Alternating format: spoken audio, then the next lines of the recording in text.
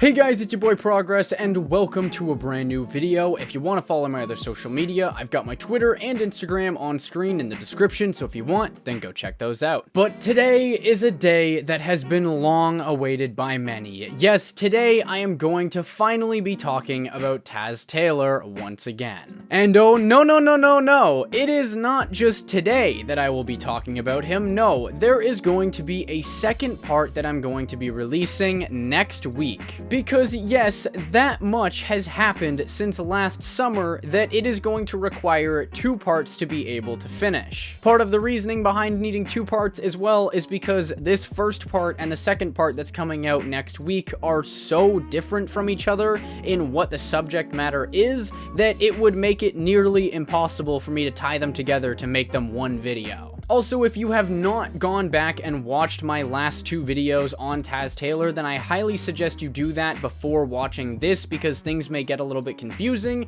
as this video is actually going to be a bit of an update to the situation that I talked about in my last video on him. But don't worry if you already watched those videos, but you're just worried that you might not be able to remember everything that happened. Today, I will be touching on the things that did happen as well, so if you've already seen it, then I will have some refreshers for you through this video. So let's get into it. After I uploaded my last video on Taz, to put it lightly, he wasn't happy at all. Like threatening a lawsuit on me, kind of unhappy. Which of course might sound like a crazy thing to say, but don't worry, I will be explaining exactly what led up to that. Basically, it starts with Taz Taylor deciding to finally tell me his side of the story after my last video on him was already uploaded. And then he ended up getting mad that I didn't include the things that he said in my video, even though, as I mentioned in my previous video, I was not able to get access to what he had said because the only place that he had posted this to was on Twitter, which after he made this big deal about saying how, oh, he's finally gonna get out the truth and he's finally gonna tell everybody this, he wiped all of his tweets, every single last one of him,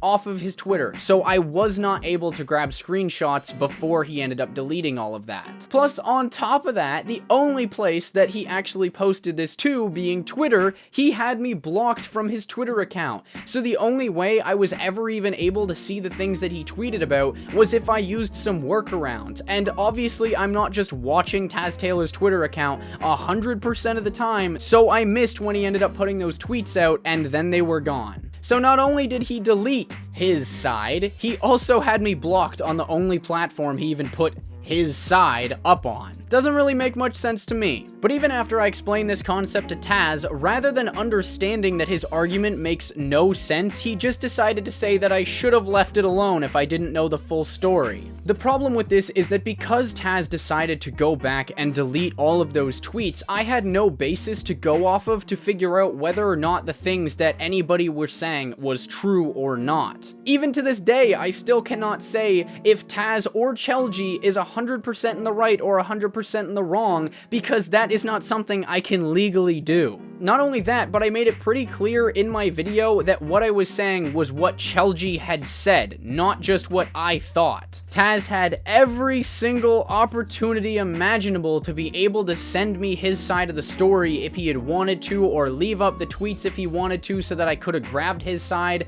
before the video went up, and I absolutely would have used his side of the story because all it would have been is just more context. I have no reason to not add it in. I even asked him if it was legal reasons that caused him to decide to take everything down, and he said yes, it was. It was his lawyer who told him he should remove everything. So basically, to put it into easy to understand terms, Taz Taylor is trying to claim that I'm bad at reporting on something that his own legal team said that he shouldn't be talking about anyway.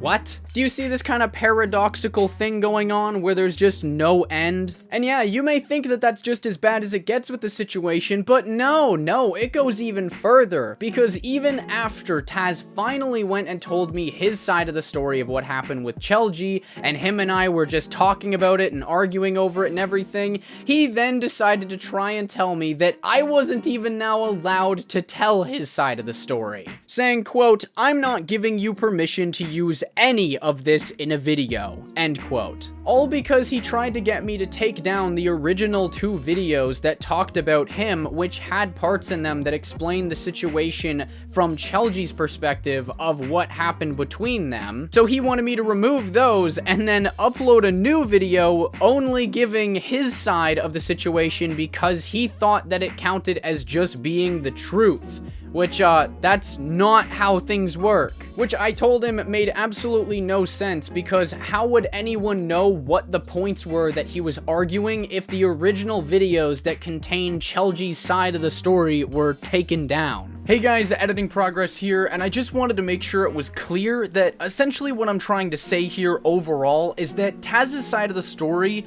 was known and existed after my original videos came out.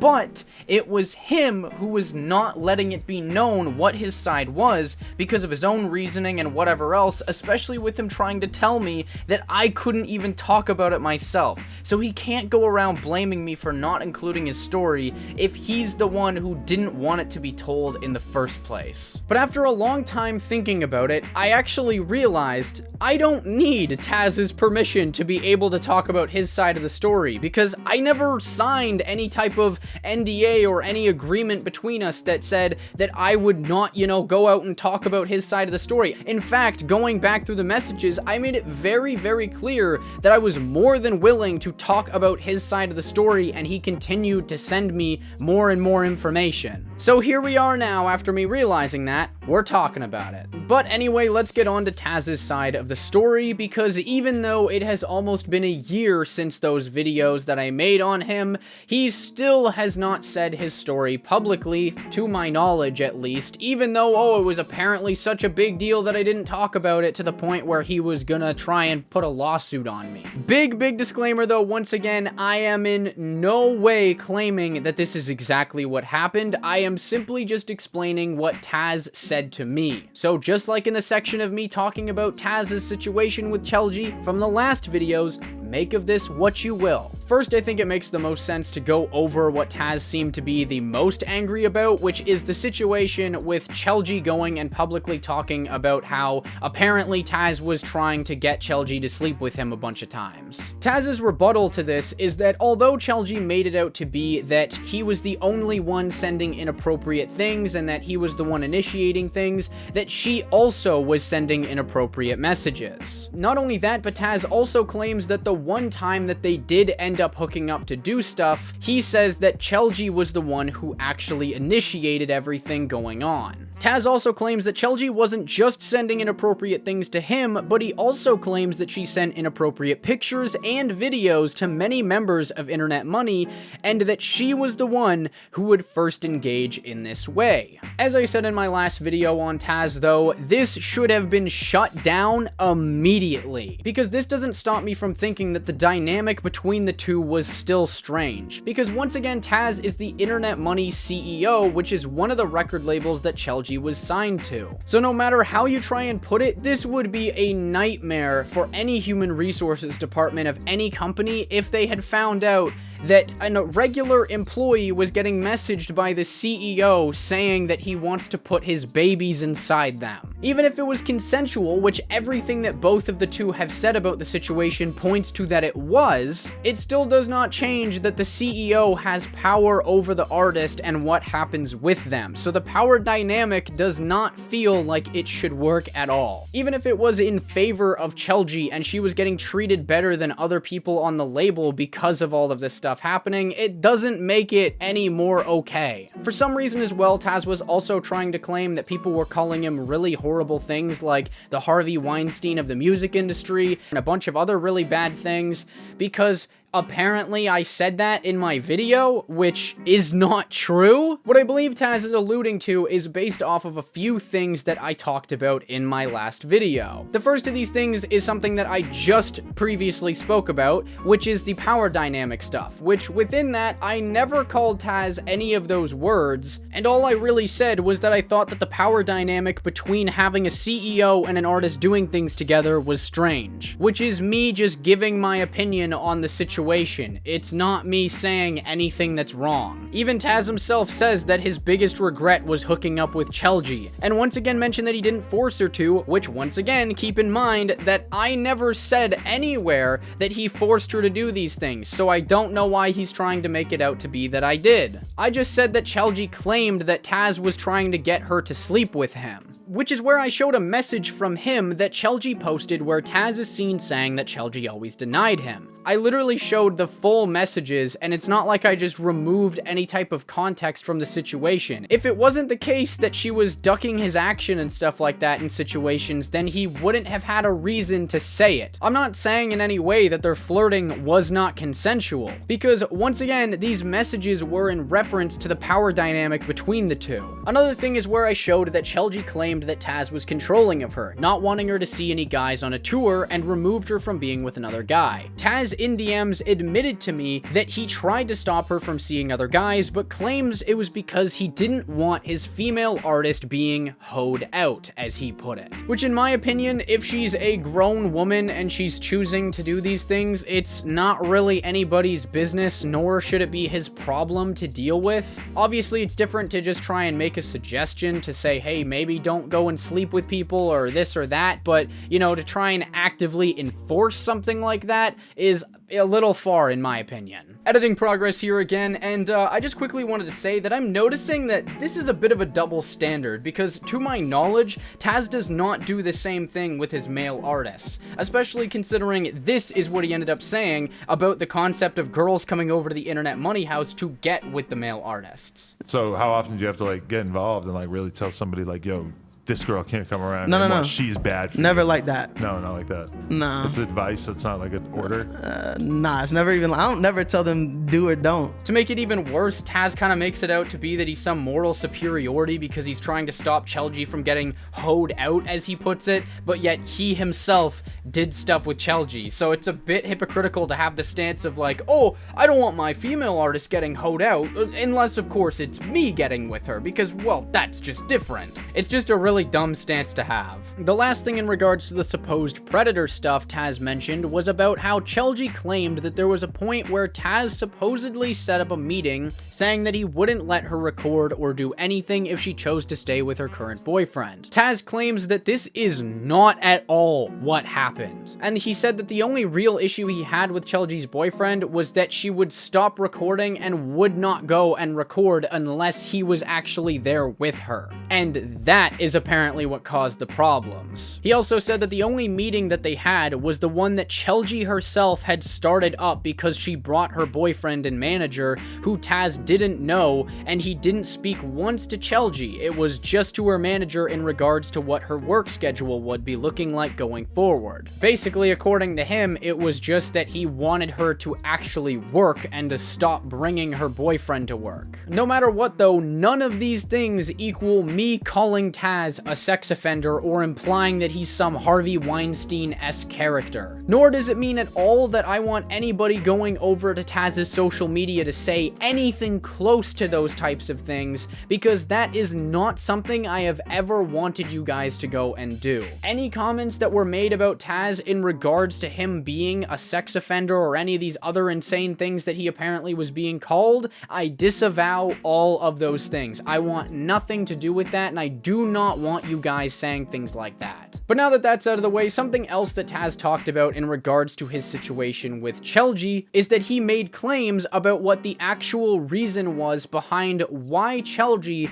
was not getting funding from Alamo, which was the other record label that she was signed to. Taz says that after she was signed, she was given $50,000 upfront as an advance, which was meant to cover all of her expenses, and that she spent it all within the span of a month. He then said that once he started having conversations with Alamo about leaving his deal with them over a dispute about them not letting him sign Lil Tecca, they apparently also cut Chelji's budget, as well as other artists who were signed to them and Internet Money, which then led to Chelji staying broke and not being able to fix her budget because they weren't gonna give her more money. Taz also showed that at this point he started sending Chelji money for food, and that he was the only one who was doing so. Another thing that Taz said is that he believes that Chelji's claims against against him were only used because she wanted to get dropped from Alamo faster. On top of that, when it came to him supposedly not helping Chelji's situation with the funding, he said that firstly, internet money had nothing to do with the funding side for her because they were just the creative side, and that all Alamo was dealing with was the funding. And he said that it was also because even he himself was not able to talk to Alamo about anything due to him trying to get out of his own contract.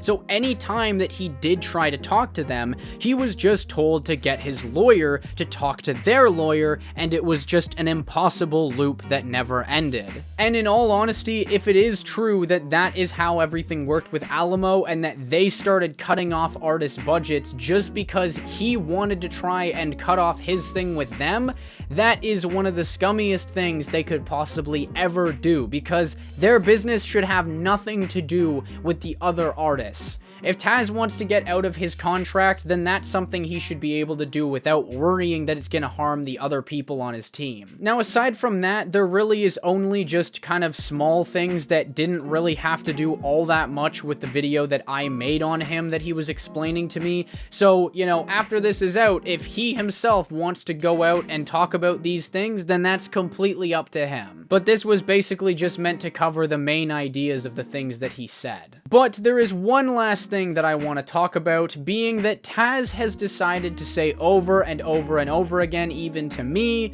that he's claiming defamation happened and that this is lies and lies about this and lies about that. I want to make it crystal clear that, like I said in my video that I did on the Kid Leroy, when it came to the situation of what defamation is considered, that when a public figure tries to claim defamation, which obviously Taz Taylor would be considered a public figure, as ruled by the US Supreme Court to be able to sue for libel, which is the form of defamation that a video that is on YouTube would be considered, Taz Taylor would have to prove that what I said in my video was said with actual malice, which in a legal setting has absolutely nothing to do with whether someone hates another person or they're just saying it because they don't like them, but instead means that he'd have to be able to prove that either I knew that I was saying something that was a lie, which is impossible because firstly, I made it clear in my videos when I was talking about someone else's statements, such as Chelji's, and second, because he ended up deleting his side of the story off of Twitter, I wasn't able to go back and see if any of the things that he said was contradicting what she originally said in her statements. Or if he couldn't prove that, he'd have to be able to prove that I disregarded whether or not the statements were true or not, which once again, all I did was explain what Chelji claimed, and I never said whether it was, you know, 100% true or false or not. And even when it came to the topic of the fact that he deleted his statements, all that I said was it made me question the validity of whatever it was that he deleted because he chose to delete it and not leave it public for everyone to see. But even after that video, I said I was more than happy to explain his side of the story if he were to explain it to me, so clearly there was no disregard of the truth on my end if I was more than open to the idea of talking about his side of the story. Taz especially can no longer claim that I had any disregard for the truth when he is the one trying to tell me he's not even gonna give me permission to talk about his side of the story. To me, it just seems like the man has disregard for himself. Essentially, if Taz has a case against somebody, it's definitely not me. Because it's literally impossible for him to be able to prove actual malice in a legal sense because there was no actual malice, as I have just explained. So I really hope that this type of stuff stops happening going forward into the future, because it just gets so dumb when I know that the person who is threatening these legal things knows themselves that that is not how the law works. But at the end of the day, I can only hope for the best. Anyway though, guys, I hope you did enjoy, and do not forget that next week is actually going to be the next video of me talking about the more recent stuff with Taz Taylor, going on to interviews, saying lies, being a hypocrite, deflecting people's questions and stuff like that, and I'm sure you guys will be more excited for that than this video. I understand that, you know, it's a little bit more of a bummer video and it's kind of not that interesting, but I wanted to make sure that I cleared the air because it was just getting on my nerves that this was just sitting in the background for so long. But yeah, massive shout out to all of my patrons this month. You guys are so amazing and help me out so much. And of course, a